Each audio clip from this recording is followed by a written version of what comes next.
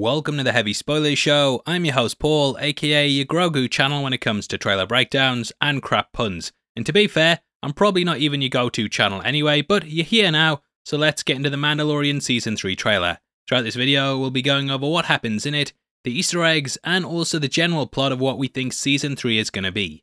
Please hit the thumbs up button if you enjoy the video, and don't forget to subscribe for breakdowns like this every day. Out of the way, thank you for clicking this. Now let's get into the trailer.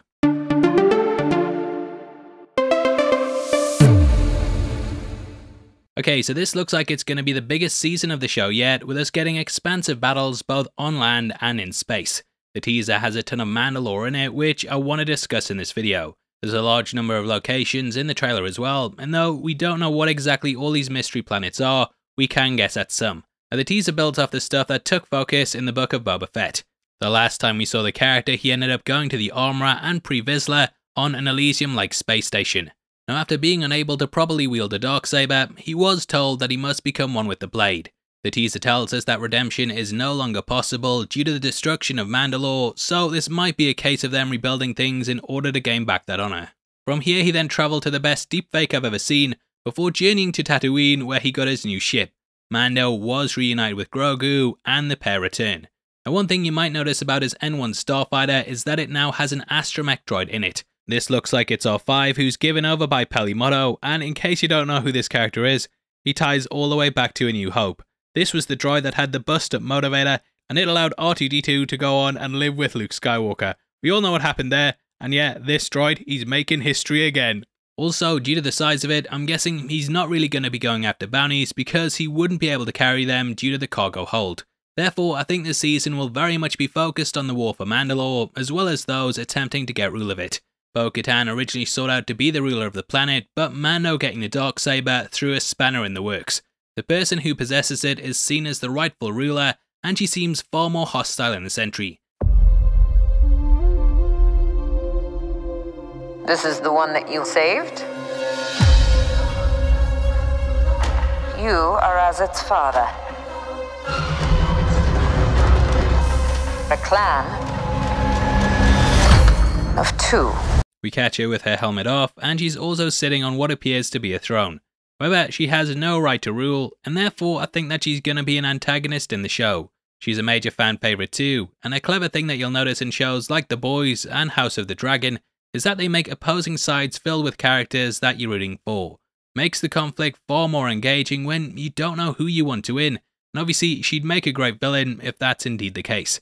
The Darksaber is a blade that has to be won in combat, and therefore the only way she can fulfill her perceived destiny is by taking it by force.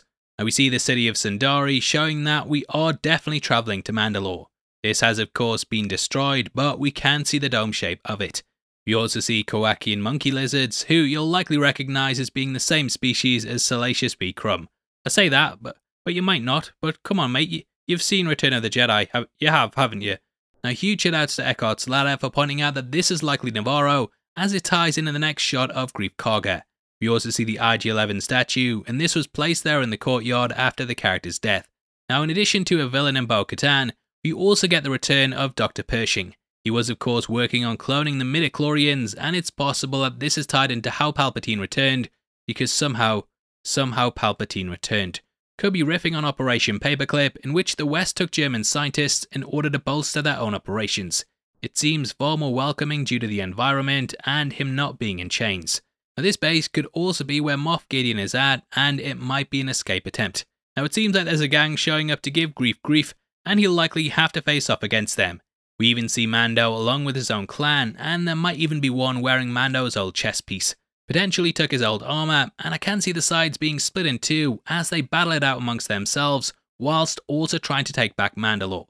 I actually think that they might take back the planet early on in the series, and then it'll be a case of everyone fighting it out for the rule of it. The Bo-Katan throne thing might even be after they've won, and people start dissenting because she doesn't wield the Darksaber.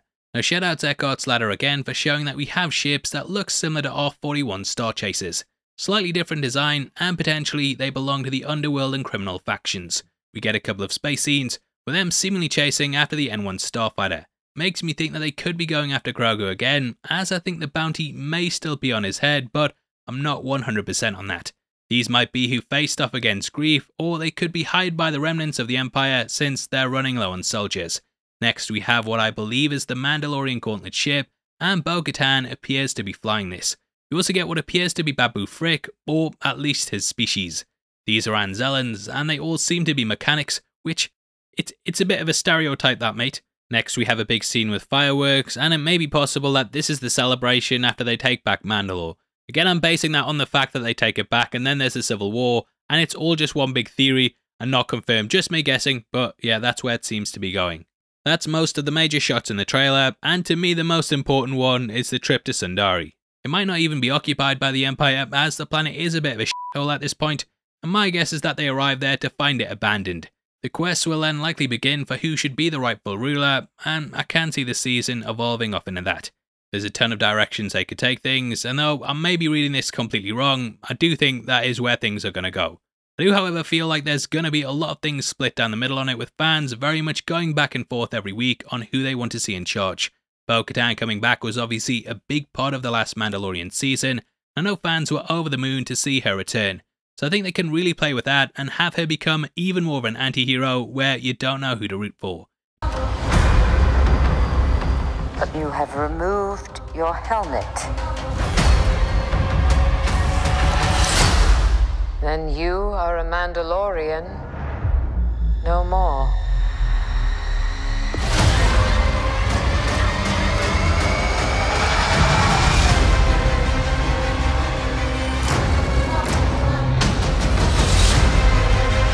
Your cult fractured our people. Where were you then?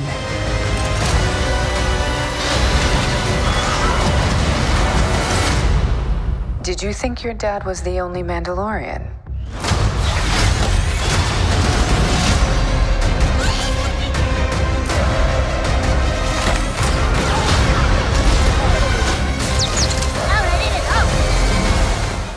The budget on this looks really big too, with it seeming like there's going to be lots of different locations, and there's also more of a major cast. Whereas the last entries had a more focused one, I'm expecting a lot of different people to show up here, and it's a really nice trailer that gets me excited for what's to come. Obviously, I know there's going to be lots of things to talk about, and probably things I missed, so if you spotted anything I didn't, then make sure you leave it in the comments below. Go on, accept that challenge, make me look stupid. Now, we are in a competition right now and giving away 3 copies of Top Gun Maverick on the 15th of September, and all you have to do to be on the chance of winning is like the video, make sure you subscribe with notifications on, and drop a comment below with your thoughts on the teaser. We pick the comments at random at the end of the month, and the winners of the last one are on screen right now, so if that's you, then message me on Twitter at HeavySpoilers. If you want something else to watch, then make sure you check out our breakdown of She-Hulk, which will be linked on screen right now. We went over the whole show, all the Easter eggs in it, and it's definitely worth checking out right after this. Out of the way, thanks for sticking through the video. I've been Paul, I'll see you in the next one. Take care, peace.